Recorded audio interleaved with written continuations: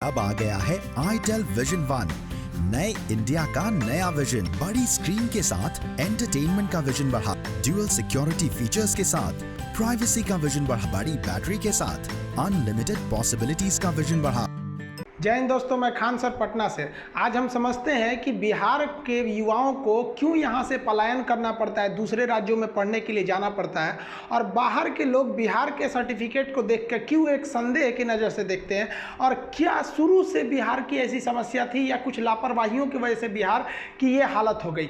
देखिए, वो सन था 1967 जब कर्पूरी ठाकुर बिहार के शिक्षा मंत्री बने थे। इन्होंने एक अच्छी सोच और बूझ के साथ इन्होंने एक निर्णय लिया कि बिहार के विद्यार्थी जो इंग्लिश में फेल भी हो जाते हैं उन्हें हायर एजुकेशन के लिए उन्हें प्रमोट कर दिया जाएगा। इनकी मंशा कुछ खास गलत नहीं थी, लेकिन इन्होंने जो किया इसका आगे जाकर एक इफेक्ट अलग पड़ने लगा कि जो विद्यार्थी इंग्लिश में फेल भी हो जाते थे उन्हें प्रमोट कर दिया जाता था, तो धीरे धीरे इंग्लिश का एक लेवल बिहार में गिरने लगा था। तो यहाँ से शुरू हुआ इंग्लिश के कमज़ोर होने की सिलसिला, जो आज भी लोगों को कहा जाता है कि बिहार वालों की इंग्लिश कमज़ोर है। हालांकि आज थोड़ा सा सुधार हो रहा है, जैसे कि सीबीएसई बोर्ड वगैरह की वजह से ये सब इंग्लिश के लेवल में सुधार हो रहा है, लेकिन हायर एजुकेशन में आज भी बिहार की स्थिति खराब है, क्योंकि जैसे ही यहाँ पे इंग्लिश के फेल विद्यार्थियों को प्रमोट किया जाने लगा नियम के अनुसार, तो पास होने वाले विद्यार्थियों की संख्या में अचानक बढ़ोतरी होने लगी और लोग ज़्यादा से ज़्यादा एडमिशन लेने के लिए आगे बढ़ते रहे,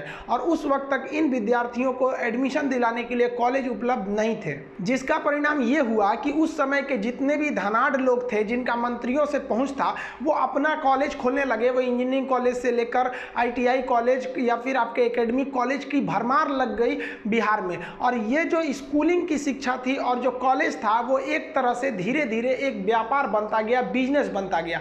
अब इन बिजनेस के चलाने के लिए जो स्टूडेंट्स थे उन्हें ये लोग अपना कस्टमर समझने लगे। जो भी स्टूडेंट आते थे जिनकी योग्यता कम भी रहती थी, ये अपने कॉलेज में ले लेते थे, क्योंकि अगर इनकी सीट भरेगी नहीं, स्टूडेंट नहीं आएंगे, तो यूनिवर्सिटी इनकी एफिलिएशन को कम कर देगी। तो ये लोग अपने लिए एक दलाल भी रखने लगे। धीरे धीरे बिहार में शिक्षा को एक तरह का बिजनेस बनाया जाने लगा, जिससे कि इन लोग की जो पहुंच है वो एक छोटे स्कूल कॉलेज तक भी हो गई कि आपके यहाँ से जो लड़का पास होगा आप हमारे यहाँ भेज दीजिएगा। तो इन लोग की पहुंच बढ़ते गई और बिहार का जो शिक्षा का लेवल था दिन पर दिन नीचे गिरता गया, और यहाँ से जो पास होने वाले विद्यार्थी थे वो उतनी बड़े योग्यता वाले नहीं थे।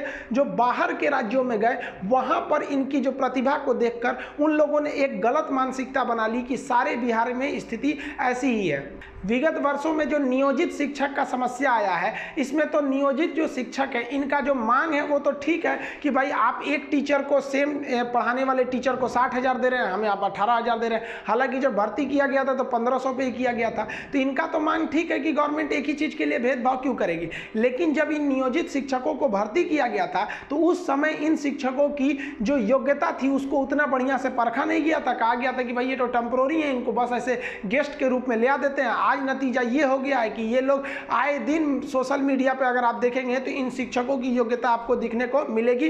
कोई अपने शहर का नाम नहीं लिख पाता है, तो किसी को प्रधानमंत्री और राष्ट्रपति में अंतर समझ में नहीं आता है। तो ये तो शिक्षा का लेवल गिरते जा रहा है। अब शिक्षक ही जब खराब रहेंगे तो विद्यार्थी कहाँ से आगे जाएंगे। खैर, इनकी तो वैकेंसी हो चुकी है, अब इन्हें आप ट्रेनिंग देके उस योग्य बना सकते हैं। एकेडमिक स्कूल की जो पढ़ाई होती है वो एक फिक्स होता है, इतना ही पढ़ाना है। एक अच्छे से ट्रेनिंग देने के बाद टीचर उतने को आराम से पढ़ा सकता है। एक और समस्या होती है शिक्षा पर। बिहार सरकार शिक्षा पर लगभग 35,000 करोड़ रुपए खर्च करती है, जो उसके जीडीपी का लगभग 7% हिस्सा है। इतने बड़े हिस्सा को खर्च करने के बावजूद भी शिक्षा में ये घोटाले बहुत जाते होते हैं। जो स्कूल डेवलपमेंट फंड है वो कहाँ चला जाता है नहीं समझ में आता है। बिहार में तो कह के ऐसे स्कूल बने हैं कि वहाँ पढ़ना का मतलब मौत को दावत देना, कब बिल्डिंग गिरेगी ये भी समझ में नहीं आता है। उन्हें जहाँ तहाँ बैठा के पढ़ाया जाता है, तो इनके मन में तो ऐसी ही भावना आ जाती है कि हम ऐसे स्कूल से पढ़ के आ रहे हैं जहाँ का इंफ्रास्ट्रक्चर ही अच्छा नहीं था। तो ये गलत मानसिकता का शिकार हो जाते हैं, और इनका क्या होता है, एक सर्वांगीण विकास नहीं हो पाता है। हालांकि मिड डे मील योजना आने से कुछ शिक्षा के क्षेत्र में लोगों की जागरूकता भी बढ़ी है। हालांकि अगर आप देखेंगे तो ये जो मिड डे मील है इसमें भी आपको सुनने में आता होगा कि इसकी गुणवत्ता में कई जगह कमी रहती है। गवर्नमेंट को भी इस पर ध्यान देना चाहिए कि हर स्कूल में जो मिड डे मील बनता है, जो खाना बनता है उसमें भले 2 महिलाओं को गांव का रोजगार तो मिल जाता है, लेकिन वहाँ घोटाले की जांच नहीं कर सकते हैं। इतने स्कूल हैं बिहार में, लगभग छोटे बड़े मिला के 76,000 स्कूल है, तो क्या वहाँ जाके आप जांच तो कर नहीं सकते।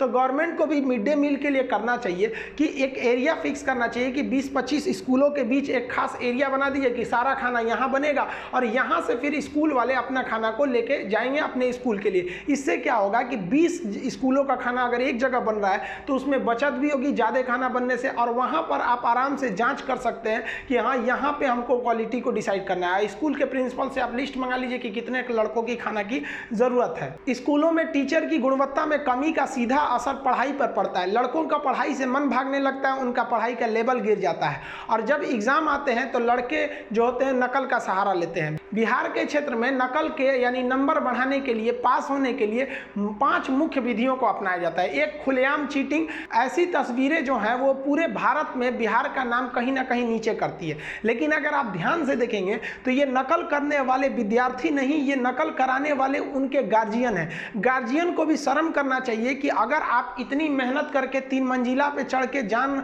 हथेली पे रख के अगर आप अपने बच्चे को नकल कराते हैं, काश यह ध्यान आप 3-4 महीने पहले भी दिए रहते ना, पढ़ाई के वक्त दिए रहते तो ये नौबत नहीं आई रहती। गवर्नमेंट को भी ऐसे लोगों पर कड़ा से कड़ा एक्शन लेना चाहिए, ऐसे पे तो फायरिंग करवा देना चाहिए। भले 2-4 लोग की जान जाएगी लेकिन पूरे बिहार का स्वाभिमान तो मिट्टी में नहीं मिलेगा। ऐसे गार्जियनों को भी सोचना चाहिए कि क्या कर लेगा आपका लड़का सर्टिफिकेट लेकर जो आप इस तरह से नकल करा रहे हैं। यहाँ पर गार्जियन की भी मानसिकता होनी चाहिए, सुधार करना उसे भी जरूरी है। यह खुद एक आत्मसम्मान का विषय होना चाहिए। ऐसी तस्वीरें कहीं भी उचित नहीं है। बिहार में और समस्या क्या है कि क्वेश्चन ही लीक कर दिया जाता है। एग्जाम से पहले आधा घंटा 1 घंटा पहले व्हाट्सएप पे क्वेश्चन घूमने लगता है। आजकल ये भी बड़ा ट्रेंडिंग में चल रहा है। यहाँ सक्सेस नहीं हुआ तो भाई साहब इसी में सक्सेस कर जाएंगे।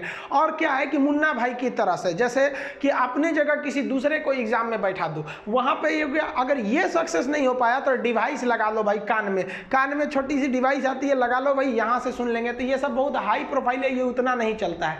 लेकिन एक और चीज चलता है कि भाई हम ना नकल करेंगे, ना हमको पेपर लीक चाहिए, ना हम स्कॉलर बैठाएंगे, ना मशीन से चेक करेंगे। सीधे हमको पता है कि मेरे इंटर या फिर मैट्रिक की कॉपी कहाँ गई है, वहीं हम पैसा दे देंगे। अब बताइए इसमें बिहार सरकार को, शिक्षा मंत्रालय को क्या जरूरत है बताने की कि हाजीपुर के लड़के का किस कॉलेज की कॉपी दरभंगा के कहाँ पे चेक हो रही है। आप तो सीधे साधा उसको उत्साह रहे हैं कि आप आओ यहाँ कॉपी चेक हो रही है, तुम यहाँ पैसा दो।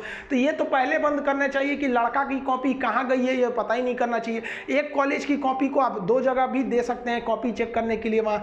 और इसमें क्या है कि लड़के को पता चल जाता है मेरी कॉपी कहाँ गई है, और वहाँ जाके वो पैसा दे के अपना नंबर बढ़वा लेता है। ये बहुत ज़्यादा चीज़ देखने को मिलते हैं, और इन्हीं सब का नतीजा हो जाता है कि जो ऐसे लोग बिहार में टॉप कर जाते हैं। ऐसा नहीं है कि बिहार में केवल ऐसे ही लोग हैं जो टॉप करते हैं। बिहार में यूपीएससी में, आईएएस में बिहारियों का बहुत बड़ा दबदबा रहता है। आईआईटीएन के यहाँ के टॉपर्स हो जाते हैं। लेकिन ऐसे लोग जिनके गार्जियन अपनी झूठी शान शौकत के लिए पूरे बिहार का नाम खराब कर देते हैं, इन लोगों का नाम ज़्यादा आगे आ जाता है। और वो जो सच्चे बिहार के लोग हैं जिन्होंने मेहनत किया, उन्हें कहीं ना कहीं से उनके साथ एक छल किया जाता है और उनकी प्रतिभा को दबाया जाता है, जिस वजह से वो बिहार छोड़ने के लिए मजबूर हो जाते हैं। इन लोग को अपने सब्जेक्ट का नाम नहीं पता रहता है। भाई साहब 500 में 485 नंबर पा गए हैं, क्या जरूरत थी 15 नंबर छोड़ने का, यो लेके चलाते हैं। तो इन लोग को समझ में नहीं आता है। ये लोग मिलकर एक तरह से बिहार का गला दबा रहे हैं। उनको उसका स्वाभिमान जो नालंदा विश्वविद्यालय जिस बिहार ने दिया, वहाँ ऐसे लोग जो हैं वो चंद पैसों के घमंड में और थोड़े बहुत सोर्स पैरवी से ये टॉप कर जाते हैं। इस पर बिहार सरकार को भी सोचना चाहिए कि शिक्षा मंत्रालय पर सख्ती से नकेल कसा जाए। देखिए बिहार के अगर हायर एजुकेशन की बात करेंगे तो वहाँ तो और दुर्दशा है। एक भी ऐसी यूनिवर्सिटी आप बिहार में नहीं देखेंगे जो टाइम से चल रही हो और जिसे आप कह सकते हैं कि नहीं हाँ ये इंडिया लेवल की यूनिवर्सिटी है। इसकी तुलना हम Allahabad university, BHU, JNU, Delhi university या एक इंडिया लेवल की यूनिवर्सिटी से आप उसकी तुलना नहीं कर पाएंगे। आप जरा देखिए कि लाखों स्टूडेंट का एग्जाम इंटर और मैट्रिक का बिहार बोर्ड लेती है, और ये मई के लास्ट में अपना इंटरनेट पर रिजल्ट शो कर देती है और जून लास्ट तक वो रिजल्ट डिस्ट्रीब्यूट कर देती है लाखों स्टूडेंट का। लेकिन बिहार की कोई भी यूनिवर्सिटी जो है ऐसा बताए जो ग्रेजुएशन की सर्टिफिकेट को 3 साल में कंप्लीट करके दिया जाए। 5-5 साल में ग्रेजुएशन की सर्टिफिकेट दिया जाता है। जिंदगी बर्बाद करने के लिए जरूरी नहीं कि आप किसी से दिल लगाएं, आप बिहार के किसी यूनिवर्सिटी में एडमिशन भी ले सकते हैं, वहां भी आपकी जिंदगी आराम से बर्बाद हो जाएगी। और हद तब देख लीजिए जब ये यूनिवर्सिटियों की गलती की वजह से बिहार के विद्यार्थियों का 3 साल में उसकी सर्टिफिकेट ग्रेजुएशन की नहीं मिल पाती है। और इस बार जो दरोगा की बहाली आई है, इस दरोगा की बहाली में अगर आप देखेंगे तो इसमें कहा गया है कि हर एक विद्यार्थी को जो इसके फॉर्म भरना चाहता है वो 1 अगस्त 2020 यानी इस अगस्त में उसका ग्रेजुएशन सर्टिफिकेट पास होना चाहिए, यानी क्लास उसका सर्टिफिकेट मिल जाना चाहिए। अब आप बताइए, इन यूनिवर्सिटियों से पूछिए कि इन यूनिवर्सिटियों ने मिलकर पूरे बिहार के विद्यार्थियों के साथ एक छल कर दिया है, उनके भविष्य का गला दबा दिया है। और खुद बिहार सरकार को या फिर बोर्ड को भी सोचना चाहिए कि ये विद्यार्थी जो दरोगा की तैयारी कर रहे हैं ये कहाँ से सर्टिफिकेट लाएंगे। यूजीसी एक और कहती है कि आपको एग्जाम हर हाल में ले लेना है, लेकिन वही यूजीसी एक बार नहीं पूछती है कि आपने पढ़ाई कराया है नहीं है। अरे भाई, आप पढ़ाए ही नहीं है कोरोना में तो फिर एग्जाम कैसे ले लीजिएगा। और आपको अब नींद से जगी हैं आप लोग। यूनिवर्सिटियों को सोचना चाहिए कि इनके वाइस चांसलर की गलती की वजह से यहाँ लाखों लड़कों का एग्जाम बिहार बोर्ड दे देती है। आप यूनिवर्सिटी में 30-40 हजार लड़के पढ़ते हैं, आप उनका रिजल्ट नहीं दे पाते हैं, तो फिर आप किस लिए बैठे हैं अपने पद पर। आपको कौन अधिकार दे दिया कि बिहार के बच्चों का भविष्य बर्बाद करिए? आपको यह कोई अधिकार नहीं दिया है। अगर आप 3 साल में सर्टिफिकेट दे सकते हैं तब आप यहाँ कहिए कि आप वहां पर ग्रेजुएशन सर्टिफिकेट लेंगे। यहाँ पर बिहार सरकार को, नीतीश कुमार को पुनर्विचार करना चाहिए। आप लड़कों के भविष्य के साथ खेल रहे हैं। ये लड़के जो बिहार दरोगा के लिए तैयारी कर रहे थे, घर द्वार छोड़ के पटना में जी जान लगा के तैयारी करते हैं। आप बताइए वो कहां से सर्टिफिकेट लाएंगे? कौन सी यूनिवर्सिटी आपकी दे देगी? आप या तो इनको फॉर्म भरने दीजिए या तो फिर इन यूनिवर्सिटियों के वीसी को आप बुला के सवाल कीजिए कि आपने क्यों किया। आप दोनों चीज एक साथ नहीं कर सकते। यूनिवर्सिटी की गलती की सजा आप विद्यार्थियों को नहीं दे सकते हैं। बिहार सरकार को अपने शिक्षा के लेवल पे कई स्तर पर सुधार करने पड़ेंगे। सबसे पहले तो आप यूनिवर्सिटियों को कैटेगराइज करिए, एक गुड यूनिवर्सिटी, एक बैड यूनिवर्सिटी। बैड यूनिवर्सिटी में उन्हें रखिए जो 3 साल से ज़्यादा लगाती हैं डिग्री देने में। आप जब 3 साल से ज़्यादा देते हैं तो आपको अच्छा यूनिवर्सिटी कौन कहेगा। और वहाँ पर जो वीसी हैं, स्पेशली वाइस चांसलर, उनकी तो सैलरी रोक लेनी चाहिए। जितने दिन लेट करिएगा उतने दिन सैलरी रुक जाएगी। आप 4 साल में यानी 1 साल लेट करिएगा, 1 साल तक सैलरी मत दीजिए। इनको बस चाहिए सैलरी, नेता को चाहिए वोट। जब तक इनकी सैलरी नहीं रुकेगी और जब तक नेताओं का वोट नहीं रुकेगा, कोई सुनने वाला नहीं है। ये लोग मनमानी करते रहते हैं। दूसरा कि जो शिक्षक है, उन शिक्षकों की गुणवत्ता पर भी ध्यान देना चाहिए। जिस तरह से हर साल बच्चों का एग्जाम लिया जाता है, उसी तरह से हर 6 महीने पे टीचर्स का एग्जाम लिया जाना चाहिए कि आप भी उसमें योग्यता है या नहीं। कोई भी चीज आप पढ़ के एक बार आप सेलेक्ट हो जाते हैं, मानते हैं कि आप बहुत अच्छे थे, पढ़ने के वक्त आप टीचर में सेलेक्ट हुए, लेकिन आपने वो जो पढ़ा है उसे रिवीजन में हमेशा रखे हैं कि नहीं है, इसकी भी जांच बराबर होनी चाहिए। तब जाके बच्चों का भविष्य सुधरेगा। वरना ये बिहार के स्टूडेंट बाहर जाएंगे, हमेशा इन्हें बिहार छोड़कर बाहर जाना पड़ेगा, दिल्ली मुंबई इधर उधर जाके ठोकरें खाना पड़ेगा। अगर हम सुधार नहीं करेंगे तो हम अपने आने वाली पीढ़ियों के साथ एक तरह का अपराध कर रहे हैं। आशा करते हैं नीतीश कुमार बिहार के दरोगा के अभ्यर्थियों के साथ न्याय करेंगे, क्योंकि पिछली बार अन्याय हो चुका है। जो पिछली वैकेंसी थी उसमें लड़कियों की हाइट 160 रखी गई थी, जबकि बिहार की लड़कियों का औसतन हाइट जो है 155 है। खैर उसको इस बार सुधार दिया गया है, लेकिन यहाँ जो ग्रेजुएशन पास का सर्टिफिकेट मांग लिया गया है, ये अन्याय है। जो 3rd ईयर के अपीयरिंग स्टूडेंट है, जो 3rd ईयर के फाइनल ईयर है, उनको भी ये फॉर्म भरने का अधिकार मिलना चाहिए। मिलेंगे अगले हफ्ते आपसे, तब तक के लिए जय हिंद।